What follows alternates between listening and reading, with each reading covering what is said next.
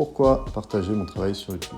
Alors j'ai voulu faire cette vidéo suite à énormément de réactions de la part de gens qui connaissent pas forcément très bien le milieu du tatouage. Je parle de réactions telles que « Mais sinon tu fais ça à temps plein ou t'as un job à côté ?»« Non mais ça va, tu peux me faire mon petit lettrage, ça prend quoi, 5 minutes ?» Ou alors le classique « Non mais ça va, c'est bon, tu vas pas faire genre t'es fatigué, t'es assis toute la journée. » Et alors je pense que les réseaux sociaux ils sont pour quelque chose. Alors pourquoi est-ce que je pense ça? Je m'explique. Vous l'aurez remarqué, ces dernières années, le contenu sur les réseaux sociaux c'est devenu très monotone. Il faut faire des vidéos de plus en plus courtes pour que ça fonctionne, et ça fonctionne, tant mieux. Je pense que notre façon de consommer les réseaux sociaux reflète notre façon de consommer tout court. Et je trouve ça un peu rédhibitoire de résumer parfois plusieurs jours de travail en 7 secondes de vidéo, voire 3-4. Et même si ça restera toujours une fierté de montrer le fruit de nos efforts sur cette vitrine sur le monde que sont les réseaux sociaux, moi je prends de moins en moins de plaisir à le faire. Pour le consommateur, celui qui reçoit l'information, le message peut parfois être un peu biaisé parce qu'il voit les bons côtés, mais il ne voit pas forcément les mauvais côtés. Il voit le résultat, mais il ne va pas forcément voir le chemin qui a été pris pour y arriver. Il ne va pas voir tous les efforts qui ont été mis en place pour arriver à ce résultat-là, et surtout, il ne voit pas le temps de travail qu'il y a derrière, tout ce qui a été fait en amont. Et alors, est-ce que ce ne serait pas à nous, tatoueurs, justement, de montrer comment se passent les coulisses, de montrer un peu tout ce qui se passe derrière, de voir une séance du matin au soir, ce qu'il y a avant, ce qu'il y a après. Parce que ce qu'il voit, c'est quelqu'un qui fait ce qu'il aime et qui fait plein d'argent en faisant ce qu'il aime. Ce qui en soi est pas totalement faux, on va pas se mentir. Mais il ne voit pas tout le travail qui a été fait en off, tous les sacrifices qui ont été faits avant pour en arriver là. Et alors, ce qu'il ne voit pas, ce sont premièrement tous les risques qu'on a dû prendre pour se lancer dans ce milieu, les années de dessin pour arriver à ce niveau-là. La plupart d'entre nous ont commencé très tôt, ont toujours dessiné depuis petit, comme un footballeur a toujours fait du foot depuis qu'il était gamin. Là, c'est pareil. Les problèmes de dos pour la plupart d'entre nous, la création de nouveaux projets, le suivi de la cicatrisation afin de voir si tout se passe bien, la gestion du calendrier, des acomptes, la gestion du matériel, la communication sur les réseaux sociaux afin de vous montrer notre travail et qui reflète au mieux la réalité. Bien évidemment, la création du stencil. Donc le stencil, c'est le calque qu'on va poser sur votre peau, faire en sorte qu'il épouse au mieux les formes de votre corps et que la séance se déroule sans accroc. La préparation du poste de travail et tout le processus d'hygiène qui va avec. Et enfin, une fois la machine montée et l'encre dans les caps, là seulement on va pouvoir commencer à tatouer. Bon, vous voyez, ça fait énormément de travail avant qu'on puisse commencer la séance.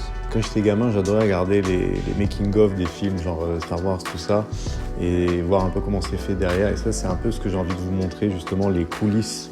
Parce que ce qu'on ne voit pas, c'est que c'est un métier magnifique, mais c'est un métier vraiment difficile. Je m'appelle Baptiste, je tatoue sous le nom de Nuit Noire Paris, et je vous emmène dans les coulisses d'une séance.